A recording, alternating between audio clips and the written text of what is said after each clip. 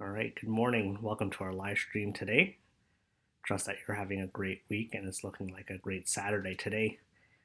But do thank you for joining in this morning and always looking forward to getting back into God's Word on the Saturday devotional and looking at James once again. We're going to be in the chapter 5 this morning. But I do trust you're having a great summer so far. Great start to it. The weather's been nice. We have had a bit of rain, but temperatures have been pretty good. So it's been a nice summer so far, and I hope you are enjoying it. This morning, as I mentioned, we're going to be in James chapter 5.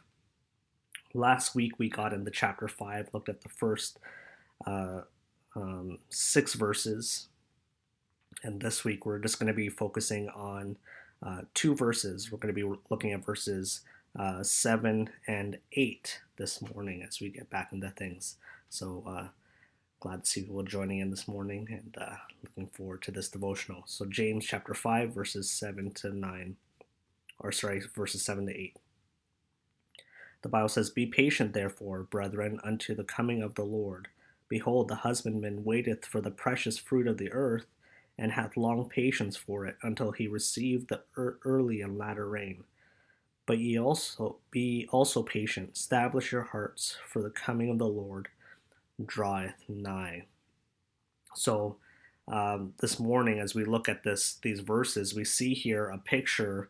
James here is speaking of someone who's working the field, the husbandman or the farmer, someone who's working the field and they're planting and they're reaping from the harvest. And he starts it off by saying, "Be patient, therefore." And that's a great way to start off by talking about someone who's doing farming, is to be patient. And you look at the farmer and you see the work and all that goes into it, and he needs to be patient. And James here is saying that to believers, saying, be patient. The work is hard. You look at the work that needs to be done. It's not an overnight process. It's not an instant thing. It requires work and it requires patience. A farmer doesn't give up when his crops don't come in overnight, because they'd all be giving up when the harvest does not come immediately.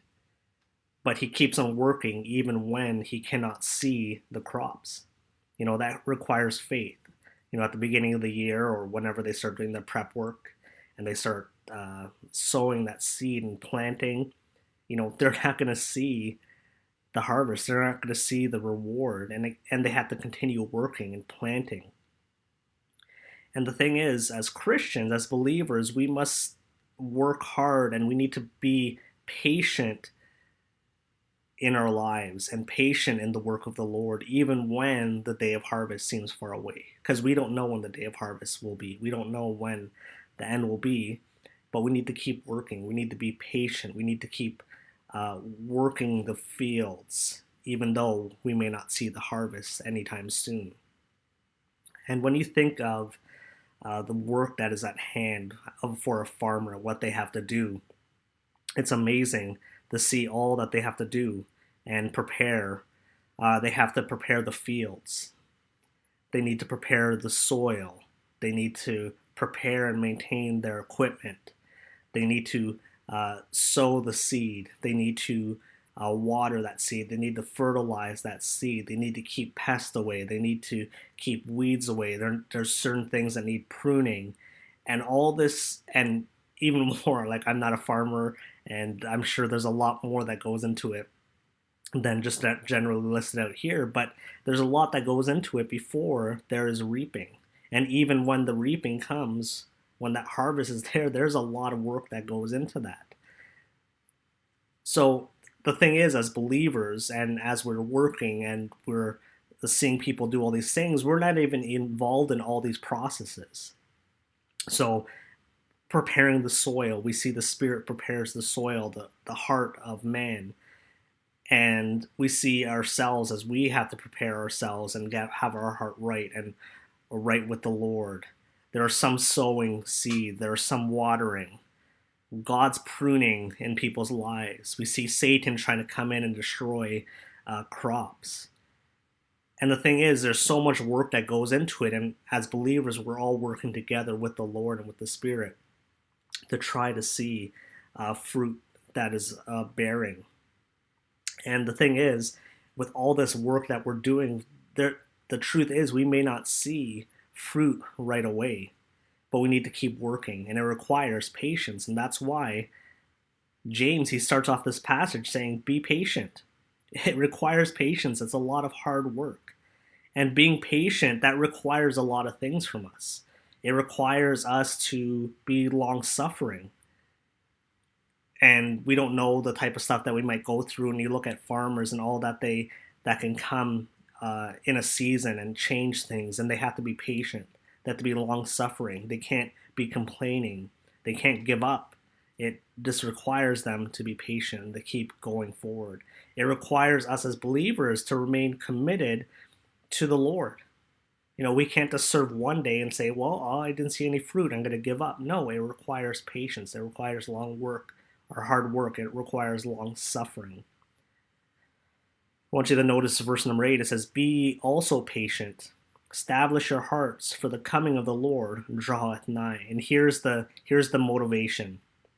He says, establish your hearts, get grounded, get rooted, be encouraged, for the coming of the Lord draweth nigh.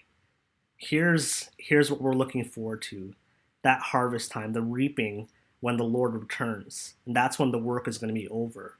Because throughout time, we've all been working the fields. We've all been plowing. We've all been planting. We've all been watering. But it's not until the Lord returns that we see the harvest is over. So there's lots of work to be done, but we need to look to the Lord's coming and continue to work. Galatians 6 verse 9, it says, and let us not be weary in well-doing, for in due season we shall reap if we faint not. So we need to be ready and looking to the Lord. I found a list of different things that a farmer is looking forward to as he continues working. A farmer has this job that is at hand, but he waits and he's patient. And he waits with hope. He knows there's the reward of the harvest at the end of the season. And he waits with patience. He waits a long time. He's not waiting a couple days or weeks, even months. He's waiting a long period of time before that harvest comes. While a farmer is working and being patient, or sort of while he waits, he's working all the time. He doesn't just sit around idly. He's always working. The farmer, while he waits, he depends on the Lord for things that are out of his hands. The fact is, not all things are in our power or in our hands to change things, and we have to rely upon the Lord. A farmer, he waits despite changing circumstances. As a farmer, there's so many things that can affect their life and the fields and the crops, but they have to remain patient and keep working. They have to go with the flow. They got to keep be long suffering and not giving up, not throwing in the towel, and they have to continue to try to work those fields so that they can see a harvest. And the truth is, in our lives, as we live our lives and we all have different situations in our lives, but circumstances come and different uncertainties happen in our life, but the fact is the harvest is still there. And we need to continue working the fields, and we need to continue serving the Lord despite what's going on in our life. Just look at COVID. We've been in COVID for, we're going to be pushing 2 years, not too long, not too many months from now. And the fact is, the harvest didn't stop because of COVID. We had to continue serving. We had to continue working and being obedient to the Lord and working the fields. Things don't change. A farmer waits, encouraged by the value of the harvest. The farmer, he realizes the value of the harvest and what is there. And he's not just going to give up. He's going to be patient. He knows the harvest is coming. And the truth in our lives as believers, we need to realize the value of the harvest, the value of even one soul.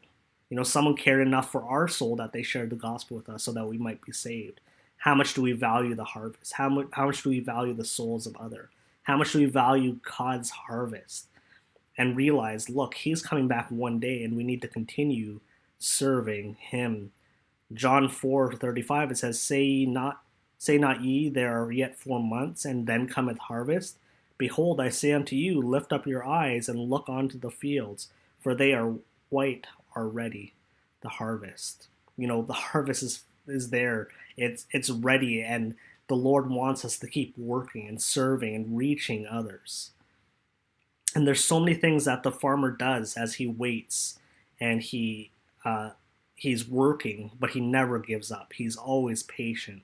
And we as believers today, we need to be patient in the work of the Lord. So I trust that you will continue to serve the Lord. Keep working the fields. Be patient. Be long suffering.